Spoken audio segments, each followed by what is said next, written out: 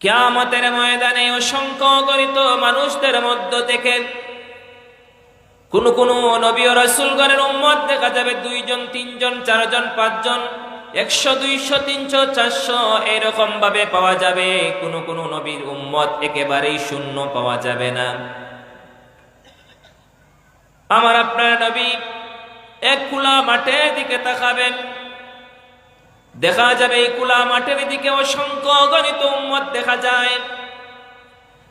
আল্লাহ রাসূল সাল্লাল্লাহু আলাইহি ওয়াসাল্লাম আল্লাহ পাক রব্বুল আলামিনের কাছে প্রশ্ন করবেন আর মনে মনে আফসোস করবেন, আহারে এই কোন নবীর উম্মত, এত উম্মত দেখা যায়, হয়তো এই নবীর উম্মতেরাই হতে পারে সবচেয়ে বেশি। আল্লাহর নবী তাকে আফসোস করবেন, আল্লাহর কাছে প্রশ্ন করবেন, আল্লাহ এই কোন নবীর উম্মত, এত সংখ্যক উম্মত দেখা যায়।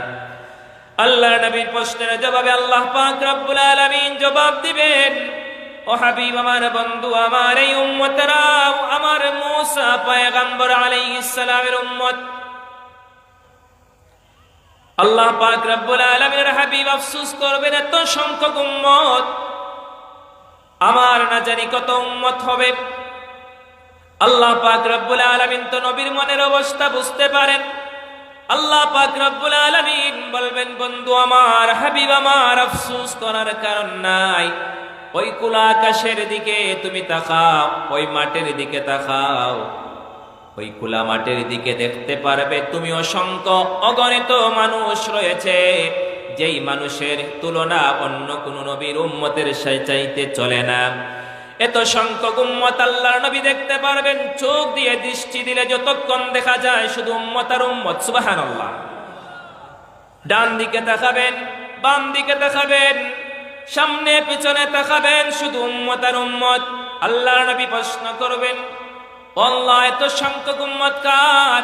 আল্লাহ পাক রব্বুল আলামিন বলবেন, হাবিব ও বন্ধু আমার, এত সংখ্যক উম্মত আর কারণ এই উম্মত গুলাই হচ্ছে তুমি নবী মুহাম্মদুর রাসূলুল্লাহ সাল্লাল্লাহু আলাইহি ওয়াসাল্লামের উম্মত। সুবহানাল্লাহ। এত সংখ্যক উম্মত হবে, আল্লাহ রাসূল সাল্লাল্লাহু আলাইহি ওয়াসাল্লাম এই উম্মতদেরকে দেখে খুশি হয়ে যাবেন। সুবহানাল্লাহ। আল্লাহ নবী সাল্লাল্লাহু আলাইহি ওয়াসাল্লাম দেখতে পারবেন কিছু সংখ্যক উম্মতরা জাহান্নামে যাবে। আল্লাহ নবী সাল্লাল্লাহু আলাইহি ওয়াসাল্লাম এত মায়ার নবী, উম্মতের দরদি নবী, সিজদায় পড়ে যাবেন। সিজদা থেকে ততক্ষণ পর্যন্ত মাথা উঠাবেন না যতক্ষণ না পর্যন্ত আদনা ঈমানদার উম্মত একজন জাহান্নামে থাকবে। আল্লাহ রাসূল সাল্লাল্লাহু আলাইহি ওয়াসাল্লাম ততক্ষণ পর্যন্ত সিজদা থেকে মাথা উঠাবেন না। আল্লাহ পাক রব্বুল আলামিনের কাছে প্রার্থনা করতে থাকবেন, আল্লাহ ও পরওয়ারদিগারে আলম, আমার মাবুদ, ততক্ষণ পর্যন্ত আমি মাথা উঠাবো না যতক্ষণ না পর্যন্ত আমার একজন আদনা ঈমানদার জাহান্নাম থেকে জান্নাতে প্রবেশ না করবে, ততক্ষণ পর্যন্ত আমি নবী মাথা উঠাবো না। সুবহানাল্লাহ। সম্মানিত হাজিরিন, তাহলে বুঝতে পারবেন এই নবীর উম্মতের কত দাম। এই নবীর উম্মত ছাড়া নবী জান্নাতে যাবেন না। সুবহানাল্লাহ।